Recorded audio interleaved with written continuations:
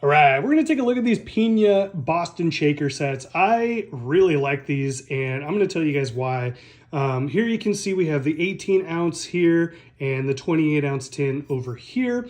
Boston Shaker, for anyone unfamiliar, the top and bottom, you lock in, you get your seal, you shake your cocktail, and you whack it and they separate. The thing with Piña is these are weighted, so they're actually pretty heavy, and they have a lot of weight on these packs on the bottom. And I'll be honest, I've been a bartender for 10 years, and only recently have I gotten really into these weighted sets, and I will never go back. I really, really enjoy them. But just for comparison, let me show one of my other tins that's not weighted. This is the difference that you're looking at.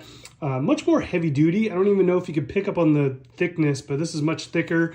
Let me give them both a squeeze, and you can see one holds its shape, one doesn't. That's just how beefcake these are. Now, a lot of these weighted shakers, a big complaint that people have is that the bottom weights will fall off, and that's because it's either glued on or really poorly welded on. But if we zoom in here, hopefully the camera can pick it up. These Piña welds on these are really tight. They get a lot of welds in a very small amount of space.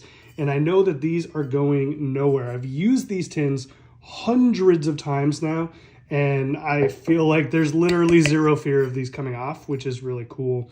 And I also went with the brushed steel. So if you're in between a stainless steel or a brushed steel, that's kind of the difference of look here. I love brushed steel look. I just think it looks a little classier, a little more premium, but hopefully that kind of helps you make a decision.